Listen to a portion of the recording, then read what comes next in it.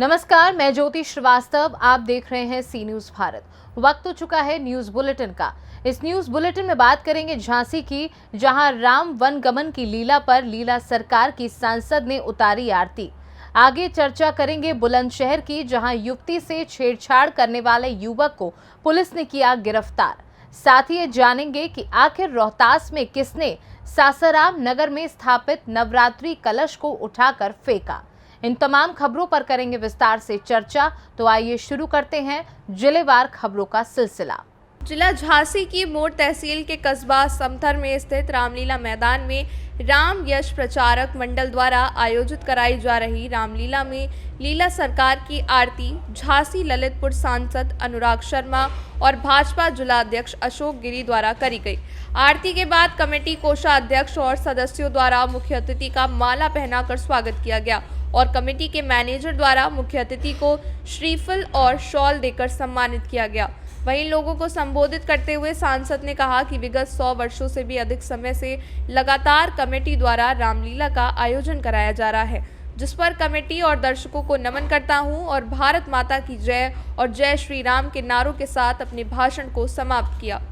Committee का आयोजन किया गया रामवनगमन, क्या कहेंगे आप जनता को? मैं सबको जनता को बधाई देने आया था और आयोजकों को विशेष रूप से, क्योंकि अभी मुझे थोड़ी सी जानकारी जो दी गई है, इसको 100 साल हो गए हैं। 100 सालों से हमारे वहाँ बुंदेलखंड में विशेष रूप से समथर में ऐसी प्रथा चली आ रही है और इसको आज भी कायम करा है। और कितनी अच्छी बात यह है कि आप आज देख सकते हैं भीड़ लगाकर कि समथर जैसे छोटे से कस्बे में भी इतने सारे लोग देखने आते हैं। आजकल क्या हो गया है, आधुनिक वजह से या टेलीविज़न की वजह से लोग अपने मोबाइल्स पे या टेलीविज़न पे ज़्यादा देखते हैं, तो हम ऐसी चीज़ों को लुप्त होते देख रहे हैं। तो जितने लोग पूरे बुंदेलखंड में ऐसी चीज़ें करते हैं वो सब बधाई के पात्र हैं। होने के बावजूद भी अन्य क्षेत्र से आपको बुलाया गया है, इसके लिए आप क्या कहेंगे? जनता की आकर्षण कहेंगे या लोकप्रियता कहेंगे आप? मैं ये सब नहीं कहता। मेरी जनता है, सारी बुंदेलखंड की जनता मेरी जनता है। मुझे जहाँ बुलाया जाता है मैं प्रणाम करने, उनका आशीर्वाद और प्यार लेने चले जाता हूँ। झांसी से सी न्यूज संवाददाता शुभम त्रिपाठी की रिपोर्ट। बुलंदशहर की खुर्जा नगर कोतवाली क्षेत्र में युवती के साथ छेड़छाड़ करने वाले युवक को पुलिस ने दिखाई हवालात का रास्ता।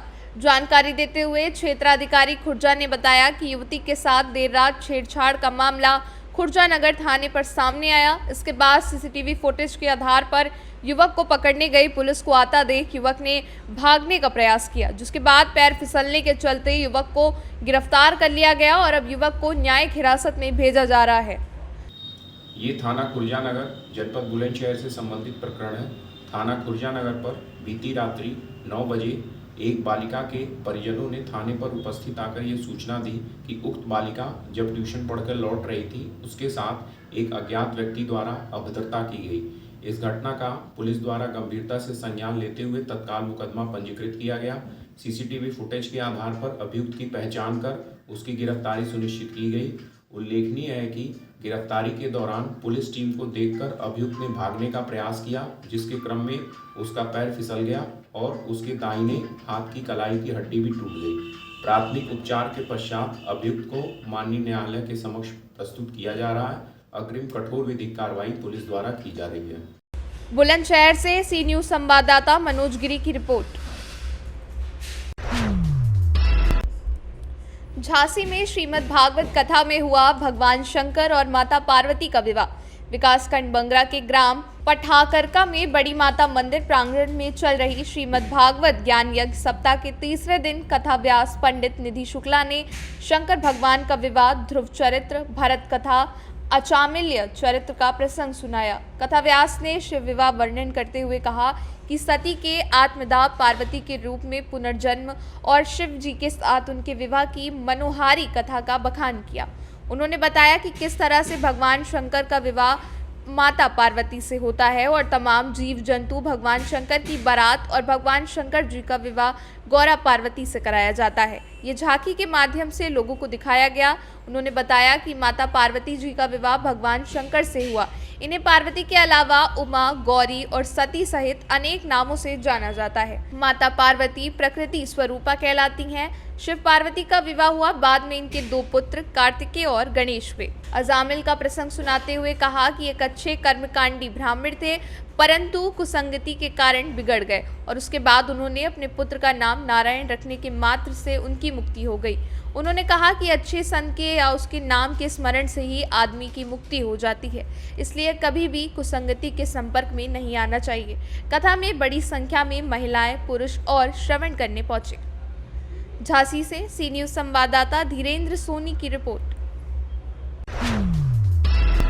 खबर कैमूर से है, जहां जिला पदाधिकारी सावन कुमार के नेतृत्व में जनसंवाद का आयोजन भगवानपुर प्रखंड के पड़ोसी और कशेर पंचायत में जनसंवाद बैठक का आयोजन किया गया। आयोजित किए गए जनसंवाद कार्यक्रम में डीएम सावन को मारने मौजूद लोगों को लोक कल्याणी योजनाओं की जानकारी आम लोगों को सुलभ कराई गई और उनकी प्रतिक्रियाएं, फीडबैक भी प्राप्त किए गए। कार्यक्रम में जनसंवाद में उपस्थित लोगों को संबोधित करते हुए जिलाधिकारी सावन कुमार ने कहा कि महत्वपूर्ण लोक कल्याणकारी योजनाओं का लाभ आमजनों को समय और पारदर्शी तरीके से उपलब्ध कराना, योजनाओं की जानकारी उपलब्ध कराना और योजनाओं का जिले में समुचित तरीके से क्रियान्वयन करना हमारी सर्वोच्च प्राथमिकता है। उन्होंने कहा, सरकार द्वारा विभिन्न विभागों के अंतर्गत चलाई जा रही महत्वपूर्ण विकासात्मक और कल्याणकारी योजनाओं का लाभ उठाएं। इसके लिए योजनाओं की जानकारी होना अनिवार्य है। जिला प्रशासन द्वारा महत्वपूर्ण योजनाओं के बारे में लोगों को जानकारी दी जाती रही है। जिलाधिकारी ने शिक्षा, स्वास्थ्य, ग्रामीण विकास कार्य विभाग, लोक शिकायत निवारण और सरकार द्वारा आधारभूत संरचना के निर्माण, शिक्षा और स्वास्थ्य से संबंधित योजनाओं, समाज सुधार के कार्यक्रमों के साथ साथ कई लोक कल्याणकारी योजनाओं का क्रियान्वयन किया जा रहा है। इन योजनाओं का लाभ आम लोगों को समय पर पारदर्शी तरीके से उपलब्ध हो, ये सरकार की प्राथमिकता रही है। इसके लिए आवश्यक है कि लोगों को सरकार द्वारा योजनाओं के संबंध में जानकारी हो। डीएम ने कहा कि राज्य सरकार चाहती है कि सरकार द्वारा चलाई जाने वाली सभी योजनाओं की जानकारी आम लोगों तक पहुंचे। आम लोग योजनाओं से संबंधित जानकारी प्राप्त कर इसका लाभ उठाएं। माननीय मुखिया जी की बता रही थी, डस्टबिन वितरण किया गया है और कुछ जगह जहां शेष रह गए वहां वो वितरण करेगी आने वाले टाइम में। तो यहाँ मेरा उद्देश्य यही है कहने का इस स्कीम के बारे में कि जो आपको डस्टबिन वितरण किया जा रहा है अथवा जो होगा, आपसे अनुरोध है कि कृपया जो आपके घर से जो कचरा निकलता है आप उसी डस्टबिन में डालिए, तभी जाके आपका गांव, जैसे आपका घर स्वच्छ रहता है, जहां आप पढ़ाई करते हैं वहां स्वच्छ रहता है, तभी जाके आगे स्वच्छ रहेगा। और फिर कचरा को फिर WPU जो आपका बन रहा है, जो बनने वाला है, वहां पर इसको रखा जाएगा। तो थोड़ा सा उसमें आपको सहयोग करना होगा। और जो शौचालय बना है आपके यहाँ, अगर नहीं बना है तो उनको भी नाम जोड़ा जा रहा है प्रखंड में, जहाँ पर 12,000 रुपये की राशि सहायता सरकार के द्वारा दी जाती है। तो शौचालय का आप जरूर अवश्य प्रयोग कीजिए। और जो नए नए बच्चे हैं आपके घर में आ रहे हैं, उसको भी हैबिट डालिए धीरे धीरे, कि ताकि अनावश्यक रूप से सड़क के किनारे या फिर खेत खलिहान में नहीं जाए। कैमूर से सी न्यूज संवाददाता राकेश कुमार पटेल की रिपोर्ट। नवरात्रि का कलश स्थापित को असामाजिक ने फेंक दिया। खबर रोहतास जिले के सासाराम नगर क्षेत्र के नवरात्र बाजार सासाराम की है, जहां नवरात्रि पर्व को लेकर कलश स्थापित किया गया था, जिसे असामाजिक लोगों ने पूजा सामग्री और कलश को मूल स्थल से इधर उधर कर दिया है। बताया गया कि नवरत्न बाजार सासाराम स्थित मां दुर्गा पंडाल के पास पूजा अर्चना नवरात्रि के प्रथम दिन से जारी है। इसी कड़ी में वहां कलश स्थापना करी गई, जहां रात के अंधेरे का फायदा उठाकर मूल जगह से इधर उधर कर दिया गया। कुछ सामग्री पूजा की भी फेंकी गई है। सूचना पर सासाराम एसडीएम आशुतोष रंजन और नगर थाना अध्यक्ष पहुंचे, जहां एसडीएम के नेतृत्व में जांच जारी है। सीसीटीवी कैमरे में जांच की बात कही जा रही है। फिलहाल कैमरे के सामने पूजा समिति या पुलिस प्रशासन कुछ भी बताने से इनकार कर रही है। सासाराम एसडीएम ने बताया कि स्थल जांच करी जा रही है, स्थिति सामान्य है, सीसीटीवी फुटेज से पहचानने की कोशिश करी जा रही है। रोहतास से सी न्यूज संवाददाता पंकज कुमार की रिपोर्ट।